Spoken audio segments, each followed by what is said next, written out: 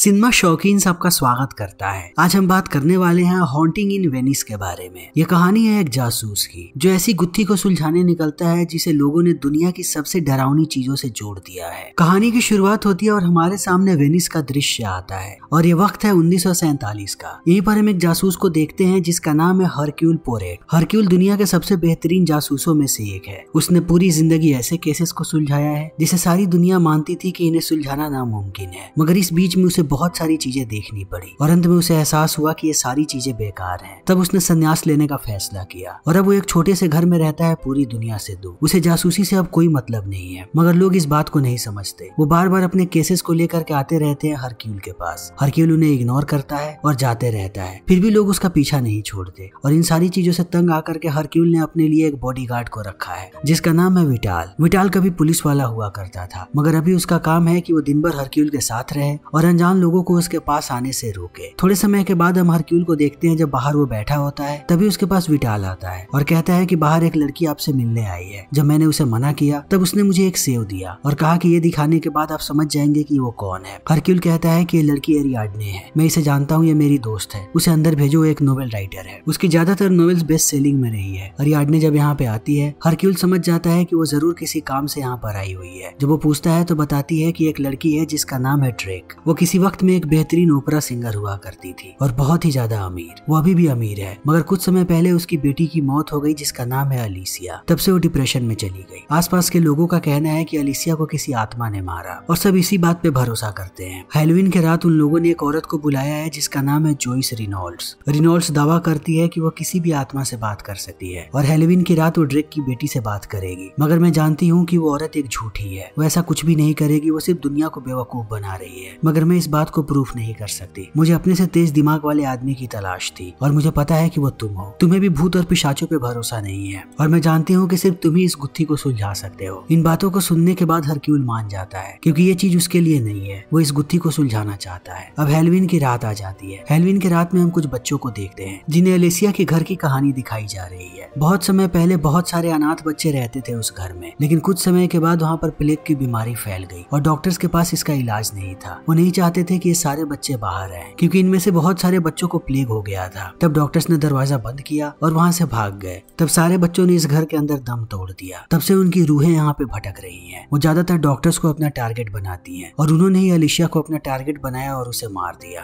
अब एरियाडने हरक्यूल को लेकर के आती है उनके घर पे और बताती है कि यहाँ पर जो बालकनी है, अलीसिया वहीं से गिर करके मरी थी और सबका मानना है कि यहाँ की आत्माओं ने उसे मारा है। हरक्यूल कहता है कि ऐसा नहीं हो सकता, आत्मा जैसी कोई चीज नहीं होती। इंसान एक बार मर जाए तब उसका अस्तित्व खत्म हो जाता है। यहीं पर हम एक नौकर को देखते हैं जिसका नाम है ओल्गा। ओल्गा की नजर पड़ती है एक बच्चे पे जिसका नाम है लियोपोल्ड। लियोपोल्ड यहाँ के डॉक्टर का बेटा है जिसका नाम है लेजली। ओल्गा उसे कहती है कि तुम शांत क्यों बैठे हो, इस समय सारे बच्चे खेल रहे हैं और तुम किताब पढ़ रहे हो, वो भी हॉरर स्टोरी वाली। लियोपोल्ड शांत रहता है। तब हमें पता लगता है कि लियोपोल्ड एक बहुत ही समझदार बच्चा है। उसके पिता लेजली डिप्रेशन में है। तब वो अपने पिता का ध्यान रखता है और ज्यादा से ज्यादा जानकारी हासिल करने की कोशिश करता है दुनिया के बारे में। तभी हरक्यूल की नजर पड़ती है ड्रेक पे। जब वो ड्रेक से बात करता है तो बताती है कि मुझे इस घर में बहुत अजीबोगरीब आवाजें सुनाई पड़ती हैं, किसी की रोने की तो किसी के भागने की। इन बातों को सुनने के बाद हरक्यूल कहता है कि क्या आपको सच में लगता है कि भूत पिशाच होते हैं? ड्रेक शांत हो जाती है और कहती है कि मुझे बस ये पता लगाना है कि मेरी बच्ची को किसने मारा। तभी यहाँ पर जोइस आती है अपने असिस्टेंट के साथ जिसका नाम है डेस्टिमोना। यहाँ आते ही वो कहती है कि मुझे बहुत सारे लोगों की आवाजें सुनाई पड़ रही हैं। तब हरक्यूल उसकी तरफ देख करके कहता है कि ऐसा नहीं हो सकता, यहाँ पे कोई नहीं है हमारे अलावा। तभी एक झूमर नीचे गिर जाता है। सारे लोग डर जाते हैं। सबसे पहले यहाँ पर जितने भी बच्चे थे सबको बाहर निकाला जाता है। हरक्यूल कहता है कि मुझे जानना है कि ये झूमर आखिर नीचे कैसे गिरा। जब ये लोग ऊपर जा रहे होते हैं तभी इनकी नजर पड़ती है लेजली पे। जब ये लोग आगे बढ़ते हैं तब हरक्यूल पूछता है ओल्गा से कि लेजली की क्या कहानी है। वो बताती है कि लेजली सेना में हुआ करता था, वहाँ का सबसे बेहतरीन डॉक्टर था। जितने भी सिपाही घायल होते थे वो उन सबका इलाज करता था, मगर एक वक्त जब बाकी सिपाहियों पे हमला हुआ तब वो सारे के सारे मारे गए। लेजली ने उन सबकी लाश देखी और उसे लगा कि उसकी वजह से वो सारे लोग मारे गए हैं। तब से वो डिप्रेशन में चला गया। अब उसका बेटा ही उसे संभालता है। थोड़ी देर बात करने के बाद ये लोग पहुंचते हैं अलीसिया के कमरे में। तब हरक्यूल कहता है कि मुझे अलीसिया के बारे में सब कुछ बताओ। ओल्गा कहती है कि अलीसिया बेटी है ड्रेक की। ड्रेक उससे बहुत ही ज्यादा प्यार करती थी। इनकी जिंदगी बहुत ही खुशहाल चल रही थी। तभी अलीसिया को प्यार हो गया एक लड़के से जिसका नाम है मैक्सिम। बहुत दिनों तक ये लोग एक साथ थे, मगर अंत में मैक्सिम ने उसे छोड़ दिया। उसके जाने के बाद से अलीसिया पागल होने लगी। उसे हर तरफ भूत और पिशाच नजर आने लगे। वो दिन रात डरती और चिल्लाती रहती थी। एक रात भूतों ने उसके ऊपर हमला किया, उसके पीठ पर एक निशान छोड़ा, उसके बाद बालकनी से नीचे फेंक करके उसे मार दिया। इसी बीच जोइस भी आ जाती है कमरे में और बाकी सारे लोग। जोइस अलीशा की सारी चीजों को देख रही है। उसे एक छोटा सा खिलौना नजर आता है। उसे उठाने के बाद वो कहती है कि इसका नाम है बाबा। तब ड्रेक चौंक जाती है, कहती है कि हाँ, इसका नाम बाबा द रैबिट है। तभी यहाँ पर मैक्सिम भी आ जाता है। उसे देखने के बाद ड्रेक भड़क जाती है और कहती है कि तुम्हारी हिम्मत कैसे हुई इस घर के अंदर आने की। मैक्सिम कहता है कि मैं ऐसे ही नहीं आया हूँ, मुझे किसी ने इनविटेशन भेजा था इसलिए मैं यहाँ पे आया हूँ। जो इस सबको रोकती है और कहती है कि सियांश को शुरू करने का वक्त आ चुका है, यानी कि आत्मा से बात करने का। ड्रेक यही चाहती थी कि वो अलीशा के आत्मा से बात करे। अब ये सारे लोग बैठ जाते हैं सियांश को शुरू करने के लिए। तभी जोइस की नजर पड़ती है लियोपोल्ड पे। वो उसे कहती है कि तुम एक छोटे बच्चे हो, तुम्हें डर नहीं लग रहा कि अगर यहाँ पे अलीशा की आत्मा आएगी तो क्या होगा। लियोपोल्ड कहता है कि मैं नहीं डरता, मैं भी आत्माओं से बात करता हूँ। जोइस लियोपोल्ड से बहुत ही ज्यादा प्रभावित है। वो तुरंत शुरू कर देती है प्रोसेस को। तब सबसे पहले वहाँ का रखा टाइपराइटर दबता है और कागज पे प्रिंट होता है वाई। ये लोग समझ जाते हैं कि अलीशा की आत्मा नहीं है। तभी कागज पे ये छपता है। ड्रेक खुश हो जाती है कि अलीशा की आत्मा यहाँ पर आ चुकी है, मगर हरक्यूल को इन बातों पे भरोसा नहीं है। वो चारों तरफ ध्यान से देखने लगता है और पहुंचता है चिमनी के पास। चिमनी के अंदर से एक आदमी को बाहर निकालता है और सबको कहता है कि जोइस झूठ बोल रही है। इसकी एक नहीं बल्कि 2 असिस्टेंट है। इस आदमी के हाथ में एक मैग्नेटिक रिमोट कंट्रोल है जिसकी मदद से टाइपराइटर पे प्रिंट कर रहा था। ये सब लोग झूठ बोल रहे हैं, लेकिन इनकी बातें चल ही रही होती है। तभी दरवाजा जोर से खुलता है और जोइस के अंदर एक आत्मा चली आती है। तब जोइस अलीशा की आवाज में कहती है कि मेरा मर्डर हुआ था। फिर वो नीचे गिर जाती है और इसी के साथ टाइपराइटर पे एम छपता है। अब सारे लोग डरे हुए हैं। उन्हें लगता है कि सच में यहाँ पर आत्मा है, मगर हरक्यूल को इन बातों पे भरोसा नहीं है। सबके जाने के बाद वो जोइस से बात करके कहता है कि मुझे पता है तुम नाटक कर रही थी, तुमने ऐसा क्यों किया। जोइस कहती है कि इस घर के अंदर बहुत सारे राज दफन हैं, अगर इसे देखना चाहते हो तो मेरी जगह लो, मेरा मास्क पहनो और मेरा कोट पहन करके घर में घूमो। हरक्यूल मान जाता है। वो मास्क और कोट पहन करके जैसे ही आगे बढ़ता है, उसे एक पतीले में सेव नजर आते हैं पानी के अंदर। तब वो जाने लगता है सेव को मुंह से पकड़ने के लिए। तभी कोई पीछे से आकर के उसका गला दबाता है और पानी में डुबाने लगता है। हरक्यूल अब मरने वाला है। तभी विटाल आकर के बचा लेता है उसे। होश में आते ही हरक्यूल कहता है कि मुझे जोइस ने मारने की कोशिश की। तभी इन्हें जोइस की चीखें सुनाई पड़ती है। जब ये लोग बाहर आते हैं तभी इन्हें पता लगता है कि किसी ने जोइस को ऊपर से फेंक दिया और उसकी मौत हो गई। सब फिर से कहानियां बनाने लगते हैं और कहते हैं कि जोइस इस गुत्थी को सुलझाने वाली थी, इसीलिए बाकी आत्माओं ने उसे मार दिया। हरक्यूल की हालत खराब है। तभी उसके पास ड्रेक आती है और कहती है कि ये चाय पियो, इसके अंदर मैंने शहद डाला है, ये शायद तुम्हें ठीक कर देगा। हरक्यूल पी लेता है चाय को। चाय पीने के बाद उसे सच में अच्छा महसूस होता है। तब वो सारे लोगों को कहता है कि यहाँ पर कोई भूत और पिशाच नहीं है, ये काम किसी इंसान का है। मुझे सुबह तक का वक्त चाहिए। जब तक मैं इस गुत्थी को नहीं सुलझा देता कोई भी यहाँ से बाहर नहीं जाएगा और ना ही कोई पुलिस वालों को बुलाएगा। इतना कहने के बाद वो काम पे लग जाता है और सबसे पहले पहुंचता है ड्रेक के पास। उससे पूछता है कि जब अलीशा की मौत हुई तब तुम कहाँ पे थी। वो कहती है मैं पियानो बजा रही थी। तब वो पूछता है कि अलीशा को सबसे ज्यादा क्या पसंद था। इस बात को सुनने के बाद ड्रेक उसे लेकर के जाती है छत पे एक गार्डन में और कहती है कि ये गार्डन अलीशा को बहुत पसंद था। यहाँ पर हम फूल उगाया करते थे जिसपे बहुत सारी मधुमक्खियां आती थी जिनसे हम शहद भी निकालते थे, मगर मैक्सिम ने अलीशा की जिंदगी में आकर के सब खराब कर दिया। उसने अलीशा को सिर्फ पैसों के लिए छोड़ दिया क्योंकि उसे अलीशा से अमीर लड़की मिल गई। इन बातों को सुनने के बाद हरक्यूल पहुंचता है ओल्गा के पास और उससे पूछता है कि जब अलीशा की मौत हुई तब वो कहाँ थी। वो कहती है वो काम कर रही थी। फिर वो उसके बैकग्राउंड के बारे में पूछता है। तब ओल्गा बताती है कि वो पहले एक नन हुआ करती थी। तब उसे एक लड़के से प्यार हो गया। प्यार होने के बाद उसने धर्म का रास्ता छोड़ा और यहाँ आकर के नौकर का काम करने लगी। तब हरक्यूल पहुंचता है डॉक्टर लेस्ली के पास। इनके सामने जोइस की लाश पड़ी हुई है। हरक्यूल जब लाश को देखता है तो कहता है कि शरीर पे और कोई भी निशान नहीं है, यानी इसके साथ जोर जबरदस्ती नहीं हुई है। इसके साथ और क्या हुआ है मुझे बताओ। लेकिन अब परेशान होने लगता है लेस्ली। तभी यहाँ पर लियोपोल्ड आता है उसे शांत करवाने के लिए। लेस्ली कहता है कि मैंने फौज में बहुत सारे लोगों को मरते हुए देखा जिन्हें मैं बचा नहीं पाया, और यहाँ आने के बाद भी मैंने अलीशा को परेशान होते हुए देखा रोज। वो रोज कहती थी कि उसे आत्माएं नजर आ रही हैं, मैं उसकी भी मदद नहीं कर पाया। अभी लेस्ली की बातें चली रही होती है। तभी हरक्यूल को लगता है कि उसकी तबीयत खराब हो रही है। तब वो चला जाता है बाथरूम में। वो अपने हाथों को धोता। तभी वो देखता है कि उसके पीछे अलीशा की आत्मा खड़ी है। पीछे घूम के देखने के बाद उसे कोई नजर नहीं आता और वापस आने के बाद जब वो नल के नीचे हाथ डालता है तब उसे गर्म पानी आता हुआ नजर आता है। उसे भी समझ में नहीं आ रहा कि क्या हो रहा है। बाथरूम से निकलते समय वो देखता है लियोपोल्ड को एक किताब पढ़ते हुए। वो किताब की तारीफ करता है और आगे बढ़ जाता है। फिर वो पहुंचता है जोइस के दोनों असिस्टेंट के पास, डेस्टिमोना और उस लड़के के पास। बात करने के बाद पता लगता है कि ये दोनों भाई बहन हैं और बचपन से बहुत ही गरीब हैं, मगर जब से जोइस के साथ ये लोग आए इन्होंने बहुत सारे पैसे बनाए। इनका सपना है कि ये लोग मिजोरी में जा करके रहें। इनके पास पर्याप्त पैसे भी हो गए थे, मगर ये लोग छोड़ करके नहीं जा पाए जोइस को। सारी बातों को सुनने के बाद हरक्यूल कहता है तुम लोगों ने जोइस को नहीं छोड़ा या जोइस तुम्हें नहीं छोड़ना चाहती थी, उसने तुम दोनों को रोक करके रखा था क्योंकि तुम लोग उसके बारे में जान गए थे कि वो एक फ्रॉड है, इसीलिए तुम दोनों ने उसे मार दिया। इन बातों को सुनने के बाद डेस्टिमोना यहाँ से भागने लगती है। तभी ओल्गा उसके सामने टेबल रख के उसे गिरा देती है। अब इन दोनों को बांध दिया जाता है, मगर डेस्टिमोना बार बार कहती है कि मैंने जोइस को नहीं मारा। तभी हरक्यूल कहता है कि तुम लोगों को कुछ आवाजें सुनाई पड़ रही हैं, मगर किसी को कोई आवाज सुनाई नहीं पड़ती। तभी लियोपोल्ड कहता है कि मैं इन आवाजों को सुन सकता हूँ, ये यहाँ की आत्माओं की आवाजें हैं। तभी हरक्यूल को फोन बजता हुआ सुनाई पड़ता है। फोन उठाने के बाद उसे वहाँ से भी अजीबोगरीब आवाजें सुनाई पड़ती हैं। वो देखता है कि उसके पीछे से एक लड़की भाग रही है। वो उसके पीछे भागने लगता है। वो लड़की जब नीचे जाती है तब वो जाकर के उससे बात करता है। तभी अरियाडने आकर के कहती है कि तुम किससे बात कर रहे हो। अरियाडने को देखने के बाद जब दोबारा हरक्यूल उस लड़की की तरफ देखता है तो वो लड़की गायब हो गई है। तभी उसे फिर से आवाजें सुनाई पड़ती है। वो समझ जाता है कि ये सारी आवाजें बेसमेंट से आ रही है। बेसमेंट के अंदर जाने के बाद उसे अलिशिया की मूर्त नजर आती है जो गायब हो गई थी, और बहुत सारे कंकाल भी। ये सारे उन बच्चों के कंकाल हैं जो प्लेग से यहाँ पे मर गए थे।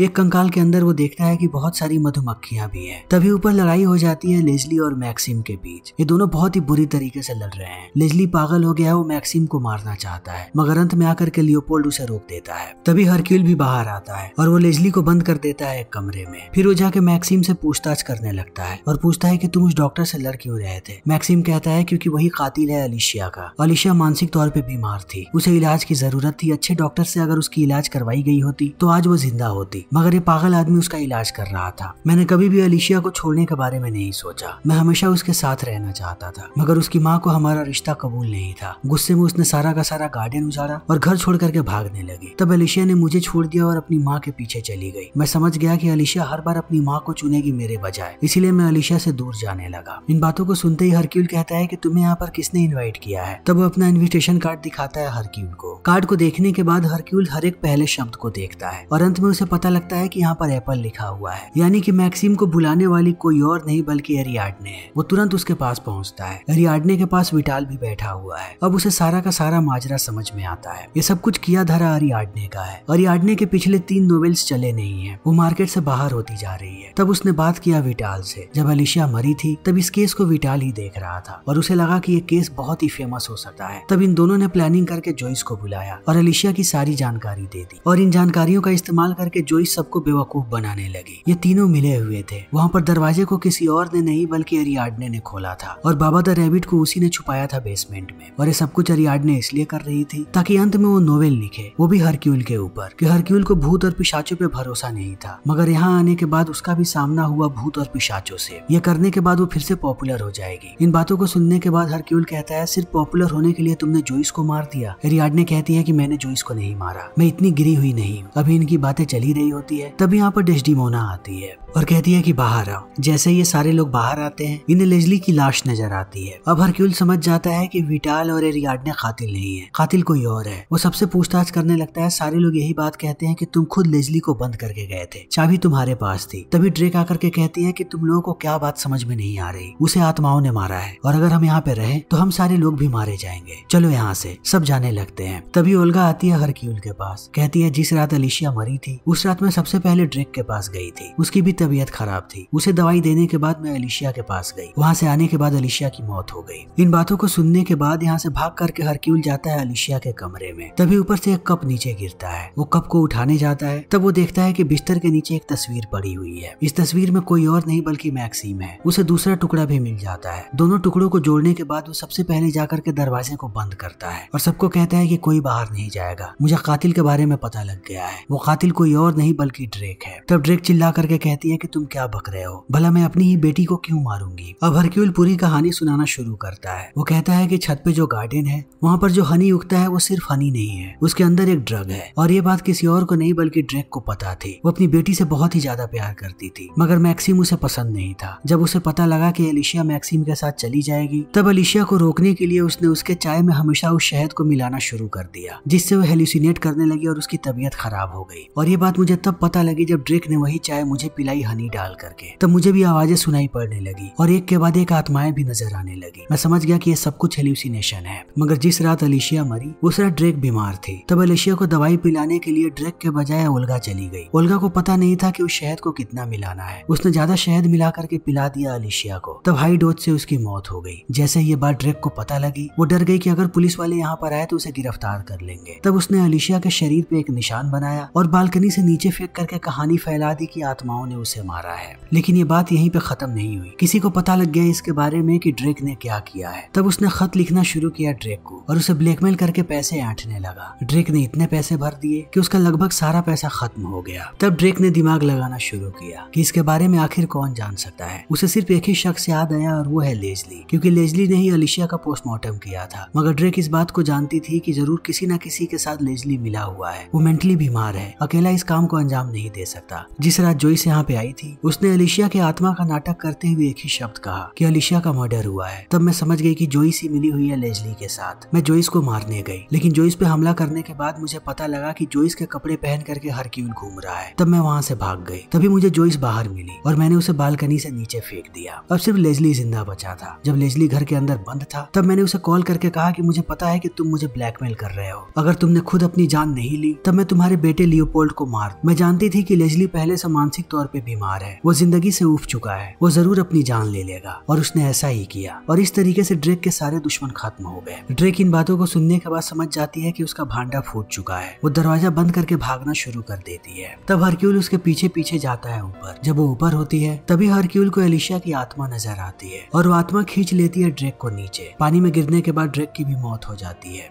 अगले दिन जब सब लोग जा रहे होते हैं तब हरक्यूल आता है लियोपोल्ड के पास। लियोपोल्ड कहता है कि ये सब कुछ मेरी गलती है, मैंने ही पता लगाया था अलिशिया के पोस्टमार्टम में कि उसे ड्रग दिया जा रहा था। मेरे पिता होश में नहीं थे। तब मैंने ड्रेक को ब्लैकमेल करना शुरू कर दिया। हरक्यूल कहता है कि मुझे ये बात पता है। लियोपोल्ड बताता है कि मेरे पिता बीमार थे, मुझे उनकी जान बचानी थी, लेकिन मेरे पास पैसे नहीं थे। तब मैं ड्रेक को ब्लैकमेल करके पैसे वसूल करता था ताकि अपने पिता को बचा सकूं। फिर वो हरक्यूल को कहता है कि आपको ये बात कब पता लगी। हरक्यूल कहता है कि जिन किताबों को तुम पढ़ते थे उनमें से कुछ पन्ने गायब थे और ड्रेक को ब्लैकमेल करने के लिए जितने भी लेटर्स मिले थे वो तुमने उन्हीं किताबों की मदद से लिखा था। और ये बात मैं समझ चुका था। तुम एक बहुत ही समझदार बच्चे हो और अपने पिता को बचाने के लिए तुमने ऐसा कदम उठाया, मगर दोबारा कभी भी ऐसी हरकत मत करना। तुम्हारे पास बहुत पैसे हैं, अब ओल्गा के साथ रहो और डेस्टिमेना और उसकी भाई की भी मदद करो। यहाँ से दूर चले जाओ। तब ये लोग यहाँ से निकल जाते हैं। इनके जाने के बाद हरक्यूल के पास अरियाडने आती है और कहती है कि क्या तुम्हें अभी भी भूतों और पिशाचों पे भरोसा नहीं है? तुमने भी वहाँ पर कुछ चीजें ऐसी देखी हैं जिन्हें तुम समझ नहीं पा रहे हो। आखिर ड्रेक के मरते वक्त क्या हुआ था? उसको किसने नीचे खींचा था? वो एक आत्मा ही थी। हरक्यूल भी जानता है कि वहाँ पर कुछ तो ऐसा हुआ है जिसका जवाब उसके पास भी नहीं है, क्योंकि वो सिर्फ चाय वाले शहद का असर होता तो वो आत्मा सिर्फ उसे नजर आती, मगर वो आत्मा ड्रेक को भी नजर आई जिसने उसे नीचे खींचा। अब हरक्यूल को ये बात समझ में आ चुकी है, उसे अभी भी बहुत कुछ देखना बाकी है। अब वो नए केसेस लेना शुरू कर देता है और इसी के साथ ये फिल्म यहीं पर खत्म हो जाती है। तो दोस्तों, हमारी आज की ये वीडियो यहीं पर खत्म होती है। अगर आपको हमारी ये वीडियो पसंद आई हो तो इसे लाइक करें, शेयर करें और चैनल को सब्सक्राइब करें। Thank you.